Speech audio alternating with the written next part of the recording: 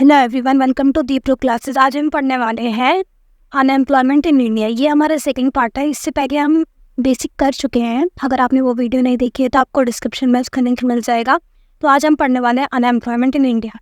तो वो बेसिकली दो टाइप का होता है इंडिया में अनएम्प्लॉयमेंट, रूरल अनएम्प्लॉयमेंट और अर्बन अनएम्प्लॉयमेंट। रूरल अनएम्प्लॉयमेंट का मतलब है कि रूरल एरिया, गाँव के एरिया में जो अनएम्प्लॉयमेंट पाई जाती है उसके बारे में। और अर्बन अनएम्प्लॉयमेंट का मतलब है कि जो शहरी इलाका होता है उसमें कुछ टाइप की अनएम्प्लॉयमेंट पाई जाती है। तो बेसिकली इसमें हमें सारे टाइप के अनएम्प्लॉयमेंट के बारे में नहीं पढ़ना है। जो अर्बन एरिया और रूरल एरिया में पाई जाती है सिर्फ उसके बारे में ही पढ़ना है। तो सबसे पहले रूरल एरिया में किस टाइप की अनएम्प्लॉयमेंट होती है, तो एक होती है डिस्गाइज्ड अनएम्प्लॉयमेंट, हम छिपी हुई बेरोजगारी भी कहते हैं। इसका मतलब है कि एक काम को करने के लिए 10 लोगों की ज़रूरत है पर 20 लोग लगे हुए हैं।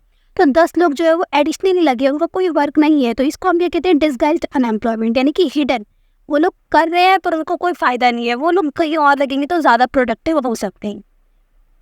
तो इसको हम क्या कहते हैं, अनगाइज्ड या फिर डिस्गाइज्ड अनएम्प्लॉयमेंट। इसका मतलब होता है it refer to that employment types of unemployment in which more person work where there is no need of many person, like in farming need of 2 person work 5 person. जहाँ पर 2 लोगों की ज़रूरत होती है वहाँ 5 लोग वर्क करते हैं। तो इसको हम डिस्गाइज्ड अनएम्प्लॉयमेंट कहते हैं।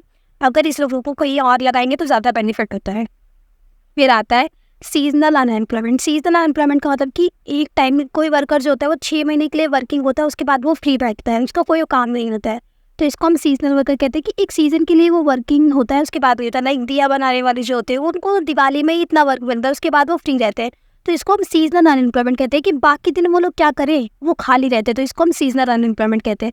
तो ये बात हो गई रूरल अनएम्प्लॉयमेंट। रूरल एरिया में किस टाइप की अनएम्प्लॉयमेंट पाई जाती है। फिर आते हैं अर्बन अनएम्प्लॉयमेंट, यानी कि शहरी इलाकों में किस टाइप की, जहाँ पढ़े लिखे लोग रहते हैं, ज़्यादा एजुकेटेड लोग रहते हैं, उस जगह पे भी अनएम्प्लॉयमेंट पाई जाती है। तो किस टाइप की पाई जाती है। सबसे पहले इंडस्ट्रियल अनएम्प्लॉयमेंट। इसका मतलब कहते हैं it includes those illiterate person who are willing to work in industrial, mining, transport. Industrial unemployment का मतलब कि भाई उन बंदों के अंदर जिसके अंदर स्किल है माइनिंग वगैरह की, वो भी अनएम्प्लॉयड है। तो इनको हम क्या कहते हैं, इंडस्ट्रियल अनएम्प्लॉयमेंट।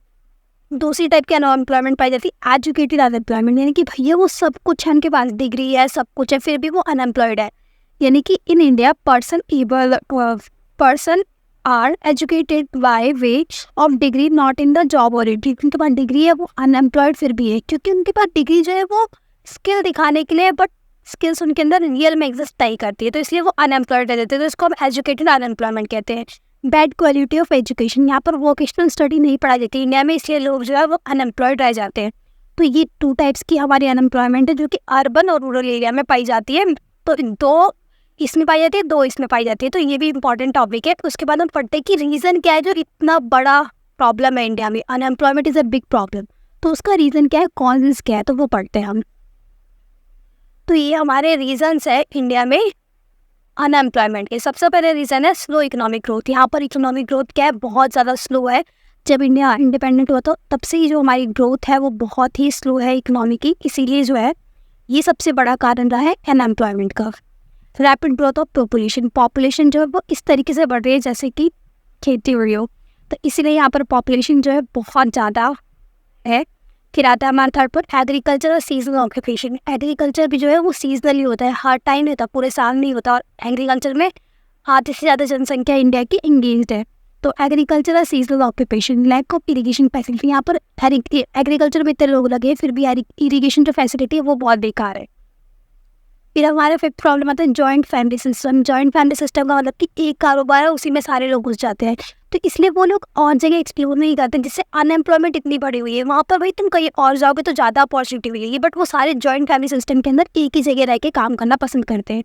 तो ये भी हमारा रीज़न हो गया। फिर आता है decay of cottage and small industry. यहाँ पर छोटे छोटे इंडस्ट्री नहीं है, जिसके कारण लोग जो है बड़ी इंडस्ट्री में जा नहीं सकते, छोटी है नहीं तो काम नहीं कर पाते हैं। फिर आता है लो सेविंग एंड इन्वेस्टमेंट। यहाँ पर जो लोग हैं वो इन्वेस्टमेंट और सेविंग्स पे ज़्यादा खर्च मतलब बचा नहीं पाते, क्योंकि उनके पास इनकम भी इतनी जनरेट नहीं होती कि वो सेविंग और इन्वेस्टमेंट करके ज़्यादा एम्प्लॉयमेंट जनरेट कर सके। लिमिटेड मोबिलिटी ऑफ लेबर्स, यानी कि बहुत ही कम स्किल्ड लेबर्स है जिनकी ज़रूरत होती है एक्चुअल में वर्क करने में। तो ये सारे रीजंस हैं हमारे इंडिया में अनएम्प्लॉयमेंट हो रही थी, यानी कि अनएम्प्लॉयमेंट इतनी ज़्यादा बढ़ रही है, उसके ये कारण है।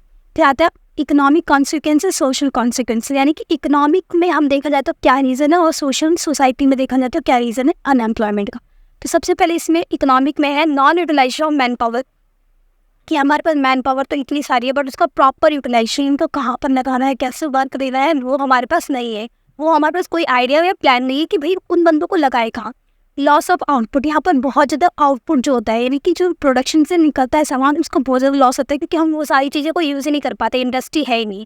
लो कैपिटल फॉर्मेशन, यहाँ पर लोग जो है कैपिटल फॉर्मेशन बहुत ही कम है। कैपिटल फॉर्मेशन का मतलब कि मशीनरी वगैरह और स्किल्ड लेबर वगैरह बहुत ही कम है। लो प्रोडक्टिविटी जो है वो बहुत ज़्यादा कम है। फिर इसमें सोशल कॉन्सिक्वेंसेस में हमारे सबसे पहले आता है लो क्वालिटी ऑफ लाइफ, यानी कि जो लाइफ है, क्वालिटी है लोगों की, वो बहुत ही ज़्यादा कम है। यानी कि लिविंग स्टैंडर्ड, जीने का तरीका, वो बहुत ही नीचे वाला है। ग्रेट इनइक्वालिटी, यहाँ पर बहुत ज़्यादा इनइक्वालिटी, यानी कि जो बंदा अमीर है वो और अमीर होता जा रहा है, जो गरीब है वो और गरीब होता जा रहा है। तो ये इनइक्वालिटी हो गई। सोशल अनरेस्ट अगला टॉपिक, यानी कि इसका मतलब है कि लोग इतने अच्छे तरीके से वर्क नहीं कर पा रहे, सब लोग भेदभाव कर रहे एक दूसरे के साथ। फिर क्लास स्ट्रगल, यानी कि जो लोग छोटी जाति के हैं उनको बहुत स्ट्रगल फेस करना है। जो अमीर जाति के हैं, कि जो बड़े हैं, जिनके पास बहुत पैसे हैं, वो और अमीर होते जा रहे हैं, वो बहुत कम स्ट्रगल फेस कर रहे हैं। तो यही सारे टॉपिक हमारे इस वीडियो का पार्ट था, जिसमें हमने कॉजेज़ ऑफ अनएम्प्लॉयमेंट पढ़ा और किस टाइप की अनएम्प्लॉयमेंट इंडिया में पाई जाती है। ये बहुत ही इंपॉर्टेंट टॉपिक है एग्जाम पॉइंट ऑफ व्यू से। सबसे ज़्यादा इंपॉर्टेंट टॉपिक ये causes of unemployment in India, की कैसे कारण है जिससे हमारी जो इंडिया है वो जॉबलेस ग्रोथ में जा रही है, और क्या रीजंस है कि अनएम्प्लॉयमेंट इतनी बढ़ रही है। तो अभी तक के लिए इतना ही। थैंक्स फॉर वॉचिंग, मिलते हैं नेक्स्ट वीडियो में।